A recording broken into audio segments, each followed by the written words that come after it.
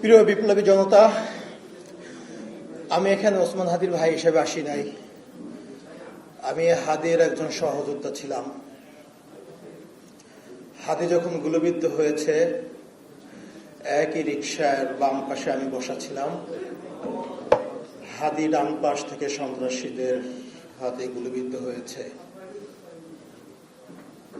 কান্না করার জন্য আমরা রাজপথে নামি নাই। শহীদ ওসমান হাদি যখন জুলাই আন্দোলনে অংশগ্রহণ করে তার ওয়াইফ সন্তান সম্ভা ছিলেন, দিনের পর দিন রাতের পর রাত যখন বাসায় ফিরতে পারেন নাই, আমাদের পরিবারের পক্ষ থেকে তাকে বারবার বলা হতো পরিবারের কথা চিন্তা করতে হবে, নিজের নিরাপত্তার কথা চিন্তা করতে হবে। তার একটাই জবাব ছিল, আমাকে আমার আল্লাহ রক্ষা করবে। আমি যদি চলে যাই, এদেশের 18 কোটি জনতা আমার পরিবারকে দেখে রাখবে। এর চেয়ে বড় নিরাপত্তা আর কেউ দিতে পারবে না।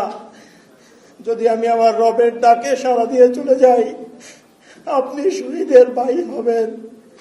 আমার মাকে বলেছিল, আমি যদি মা চলে যাই, আপনি শহীদের মা হবেন। এর চেয়ে আর গর্বের কিছু নাই। কিন্তু আমি শহীদের ভাই হতে চাই নাই। আমি চেয়েছিলাম রাজপথে বিপ্লবী ওসমানের পাশে থেকে এই বাংলাদেশকে আধিপত্যবাদ মুক্ত করতে। আমি চেয়েছিলাম ইনসাফের বাংলাদেশ যতদিন পর্যন্ত গঠন না হবে, আমরা রাজপথ ছাড়ব না। কিন্তু আজকে ওসমান চলে গেছেন। আল্লাহ ওকে তার সর্বোচ্চ পুরস্কার দিয়ে নিয়ে গেছেন। শুক্রবারের জুমার নামাজের পরে সে গুলিবিদ্ধ হয়ে পরবর্তী শুক্রবার রাতে সে ইন্তেকাল করেছেন সিঙ্গাপুরে। আমাদের পরিবার, ইনকিলাব মঞ্চের ভাই ব্রাদাররা আমরা ঘটনার আকস্মিকতায় ধুমড়ে মুচড়ে গেছি। আমরা এখনো স্বাভাবিক জীবনে ফিরতে পারি নাই। জানি না আমরা স্বাভাবিক জীবনে ফিরতে পারবো কিনা।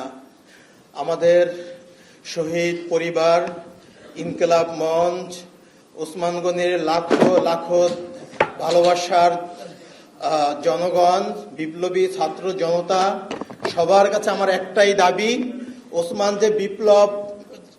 যে বিপ্লবী আন্দোলন করেছিলেন, সে যে আন্দোলনের জন্য শহীদ হয়েছেন, পরবর্তীতে তার অসমাপ্ত বিপ্লবকে আপনারাই সমাপ্ত করবেন ইনশাআল্লাহ। আমরা ওসমান হাদির পক্ষ থেকে কোনো পারিবারিক আর্থিক সহযোগিতা চাই না, কোনো অনুদান চাই না। শুধু একটাই চাই, ওসমান হাদির অসমাপ্ত বিপ্লবকে আপনারা সমাপ্ত করবেন। আপনারা যদি রাজি থাকেন, আমার সাথে ওয়াদা করেন, ইনসাফের বাংলাদেশ গঠন না হওয়া পর্যন্ত আপনারা শান্ত হবেন না। ওসমান হাদি শাহবাগে দাঁড়িয়ে বলতেন, এই শাহবাগ হাজার বছরের মুসলমানদের কাছ থেকে এই বঙ্গভূমির স্বাধীনতা কেড়ে নিয়েছে। এই শাহবাগে ফ্যাসিবাদের জন্ম হয়েছে। আমি এই শাহবাগ থেকে ফ্যাসিবাদকে রুখে দেব। এই শাহবাগে বসে আমি নারায়ে তাকবীর স্লোগান দেব। যদি আপনারা হাদিকে ভালোবাসেন, হাদির হত্যার বিচার চান, ওই শাহবাগকে ফ্যাসিবাদ মুক্ত, ভারতীয় আধিপত্যবাদ মুক্ত কায়েম করতে হলে আপনাদেরকে আন্দোলন অব্যাহত রাখতে হবে। আমি আমার বক্তৃতা শেষ করছি। আপনারা হাদির 8 মাসের সন্তানের জন্য দোয়া করবেন, ওর ওয়াইফের জন্য দোয়া করবেন। হাদির ছোট বোন, আমার বাবা মৃত্যুর পরে আমরা 2 ভাই অসহায় ছিলাম। আমার ছোট বোন আমাদেরকে বড় করেছেন, তার বেতনের টাকা দিয়ে আমাদেরকে পড়াশোনা করেছেন। ও খুব বেশি অসহায় হয়ে পড়েছে, মানসিকভাবে অসুস্থ হয়ে গেছে।